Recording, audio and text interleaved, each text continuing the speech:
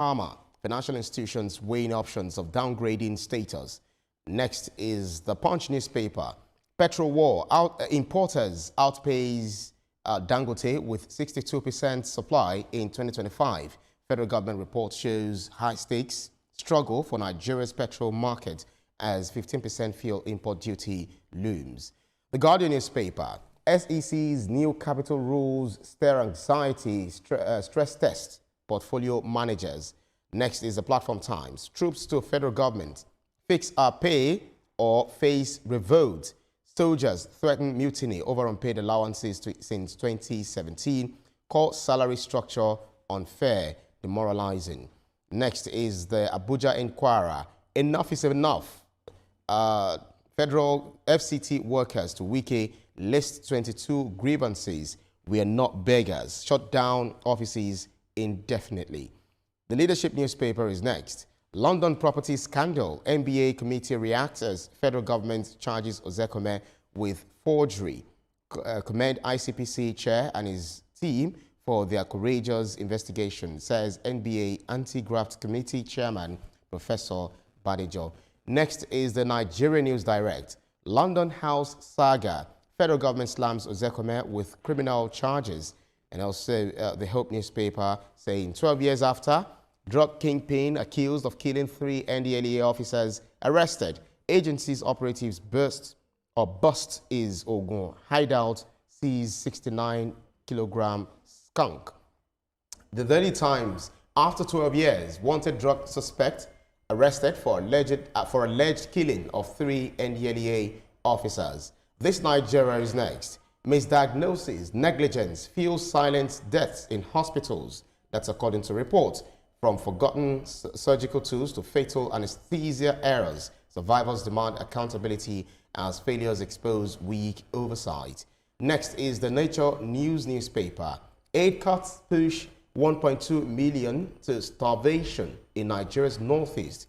World Food Program reveals. And last but not least, Morocco nails Senegal 1. Senegal are African champions as Goya's rocket seizures AFCON title. We say congratulations to Senegal. We say bravo. Absolutely. So let's get down to brass tack. Olamide, I'll start with you, then Ria, and I'll also be doing this with our in-house analyst, Beyond Show Me, who will be helping us to make more sense of all these together. Exactly. But if you look at the Nation newspaper with the recapitalization, 20 banks race to escape CBN hammer. We know that the first tier of the bank, they expected to meet up with the 500 billion naira. The second tier, 200 billion naira. FinTech, I think there's a 50 billion naira. So we know Apex Bank, Access Bank, and some other banks have actually met the threshold. Yeah. About all of the 85 banks, if you're not careful, we'll have some of them merging. FCMB is still struggling, kind of, and then we'll have maybe like 25 banks, up and down, just as we saw in, was it 2005 or thereabout? I can't remember. Yes, like you rightly mentioned, there are very stringent conditions right now coming from the CBN to these banks, and some of these measures, if you fail as a bank, you could lose your license, like you've mentioned, you could be forced to merge, or you could even have your operation shrunk.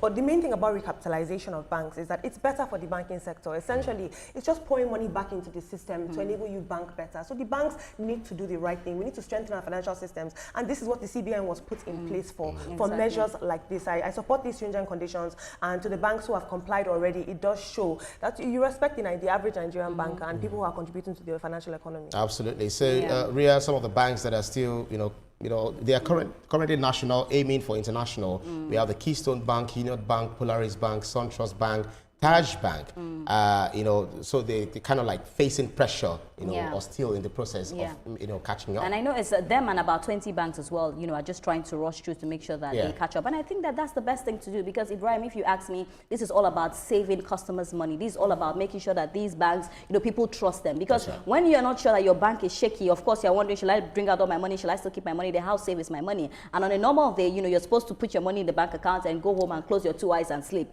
So if I'm hearing that my bank is is having problem, I'll open one eye fast. So I think what the CBN is doing is a fantastic one. If you cannot stand alone as a bank, it's not a problem to merge. We've seen so many banks collapse. The other day they were speaking about Oceanic Bank. There's so many banks that were there before that were doing really well that we do not hear about them again. What is the reason? They could not meet targets and they were not able to merge. I always believe in collaboration. I believe that if you're a bank and you cannot stand on your own, for customers' money to be safe, for borrowing to be better, I think that it's also good to just join another bank. And absolutely. Yeah, so I agree with CBN. I love what you're doing. Mr. Showome, the CBN's directive is actually intended to create a more resilient banking sector capable of supporting Nigeria's economic growth targets, as we've seen. So the Nigeria's economy has been growing, even though if you move on to, I think we're going to get there, of the, all of the recapitalization process, even the capital market is also talking about its own, increments, in terms of what should be the minimum standard. How far-reaching do you think this will go?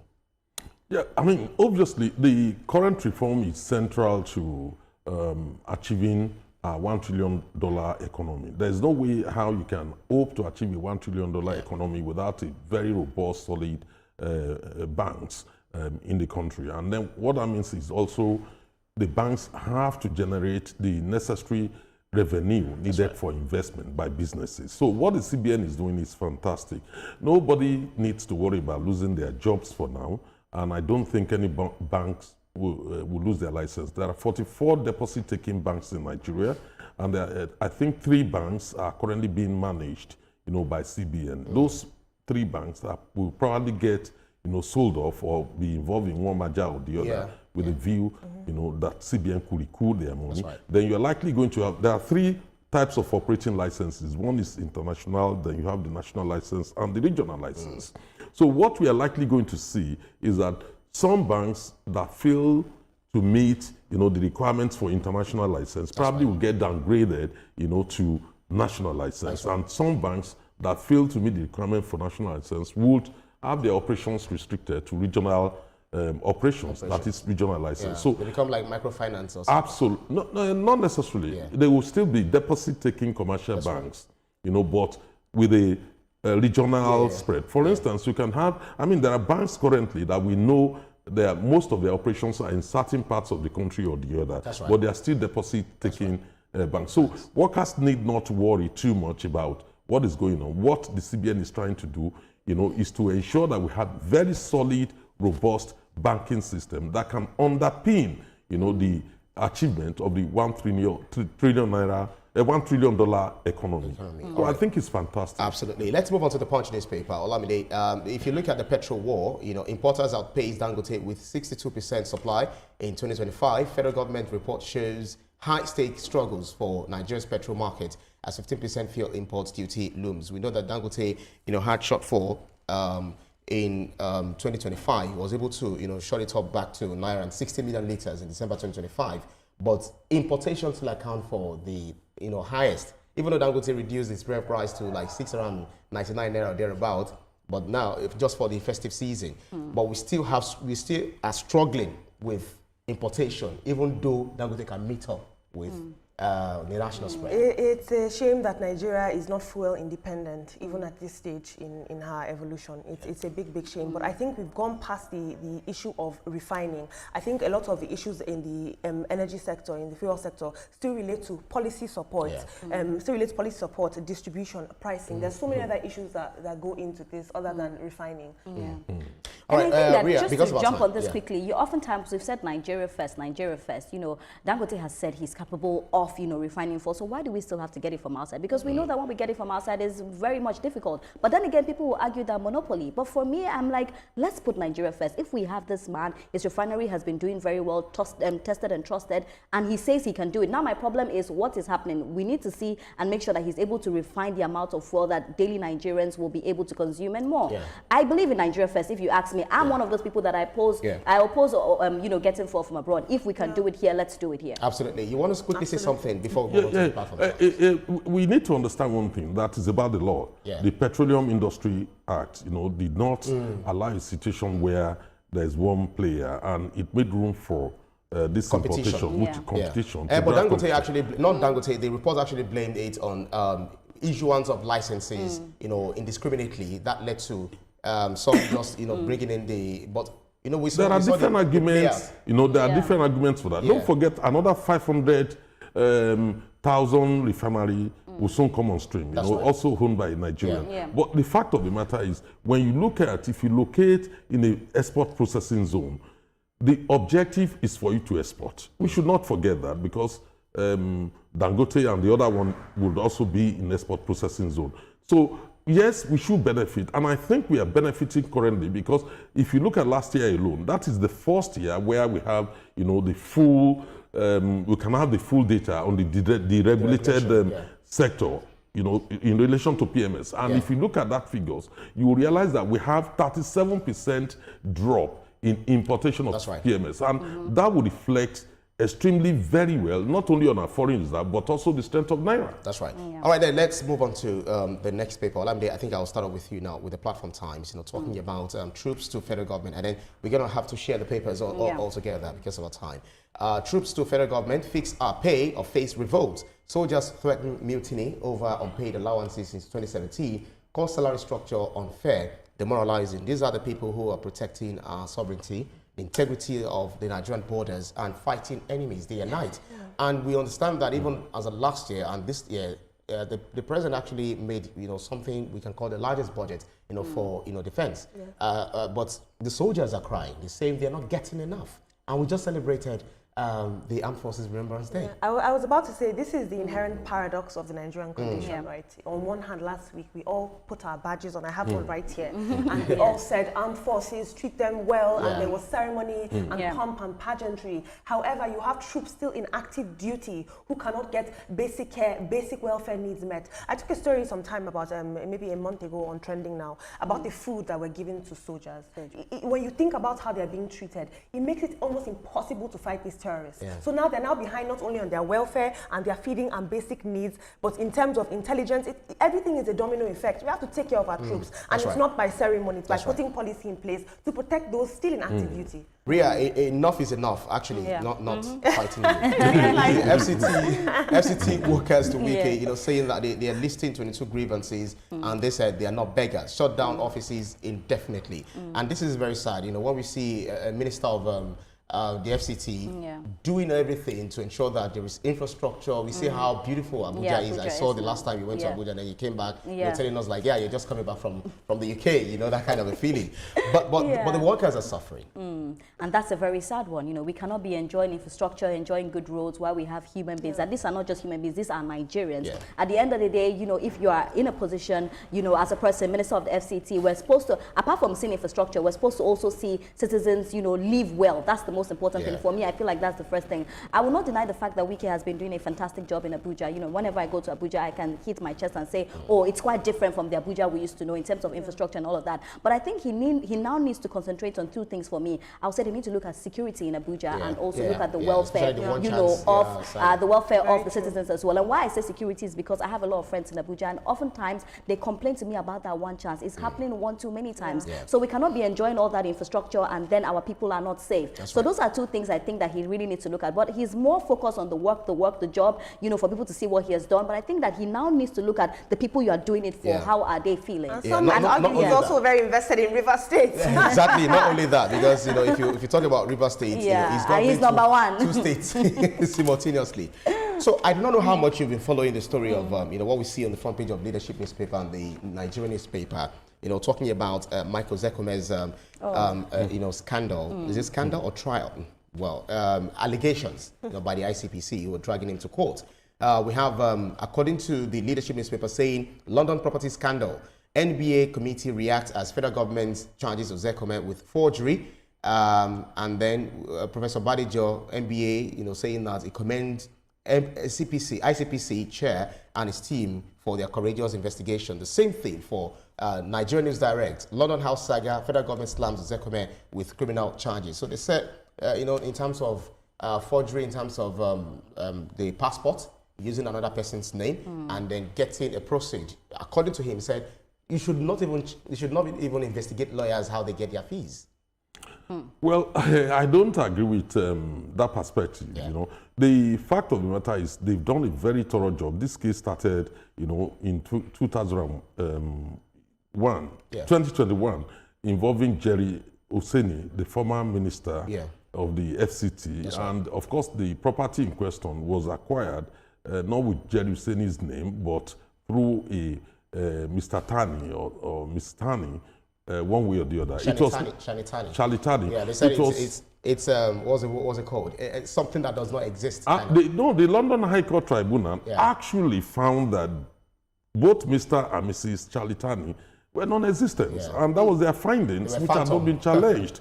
And of course, part of the problem Michael Ozekhome is facing today is because he allegedly presented a passport in the name of Tani, to the London court, which was later found to be fraudulent. The Nigerian Immigration Service said they didn't have the record of that passport, and that's where the problem started. We said Michael Ozekhome. It's quite unfortunate that we've been finding ourselves in this situation. Our lawmakers, if you go back to the former Deputy Senate President, now down to Michael Ozekhome, this is not good, not good optics for our country. But the fact of the matter is, one thing people need to understand, because I've had the arguments that, after all, the crime was committed in UK, not in Nigeria. We should understand that the ACJA, the new Criminal Justice Act, actually conferred jurisdiction on Nigeria if there is a Nigerian content in the process of committing that crime.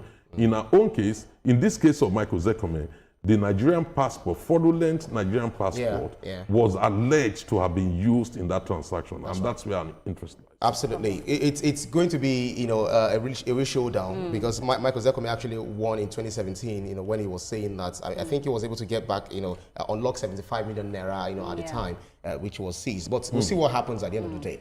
Olamide, we just have about 2 minutes to race on. This Nigeria saying misdiagnosis, negligence, fuel silent deaths in hospitals. That's according to reports. So we've seen from forgetting surgical tools to fatal anesthesia errors, and then survivors are asking for accountability, as failures expose weak oversight. When I was going to read these reports, it took me to even the US saga, where over 950 misdiagnoses also happened. So it is not only unique to Nigeria, but this is a global a pandemic. Absolutely, and that headline is very apt. It says silent deaths. These deaths are happening silently every day in corners of Nigerian hospitals, in corners of diagnostic centers. They are very, very silent. And if this whole issue with God rest his soul, Chimamanda's son, Kanu, if it didn't happen, we would be silent about the issues in the medical system. Misdiagnosis is funding big pharma. That's essentially what's happening, and it's forming big surgical companies. That's when they can misdiagnose you, they can sell you more medicine. When they misdiagnose you, they can conduct pricey surgeries. So you're saying that this is probably intentional. Some people are they'll say that the doctors will be in the theater, they will be having conversation, forgetting surgical tools in there. I saw a story of a man who lost his two twins. Immunization. I saw that. Lagos State is looking into that. I'm following that story, and Lagos State is looking deep into that. Yesterday I was saying that one of my eye was paining me. I'm always getting swelling in my eye. I want to go to the hospital, but I'm scared that they'll tell me that they need to remove the eye, so I didn't go. Because wash it. I tell you, because it's a thing that we see right now in hospitals. So people are even scared to go to hospitals. I think that this is something we really need to look at. Because right now we don't even see people treating themselves at home. People are taking agbo because they are afraid to go to the hospital.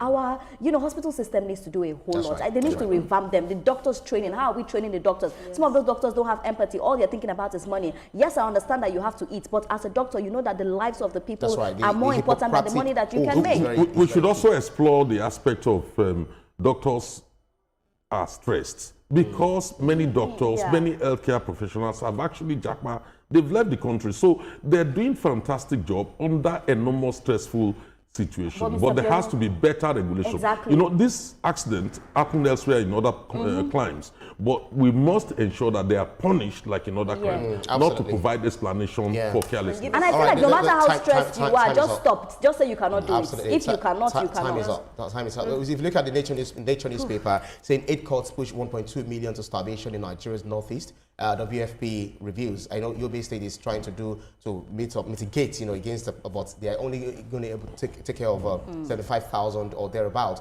But last but not least, the Sporting Life saying congratulations to Senegal. Yeah, of course. Don't break Mr. Show Me's heart. Let's not revisit this headline. No, it's okay because we got something. I think the boys played well. One, we hold the record for securing the 3rd place, and we have the highest We are the highest number. Yeah. When it comes to bronze, we have won the bronze medal more than any other country. That's right. Number two, we've seen the replay of what the drama that happened between Nigeria and Morocco, which contributed to our loss of that game.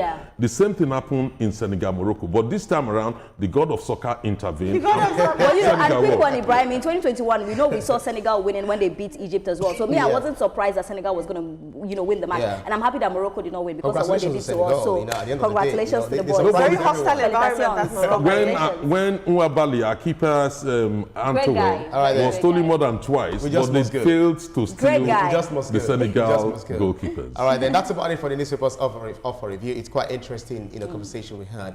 But still to come, as a Revoit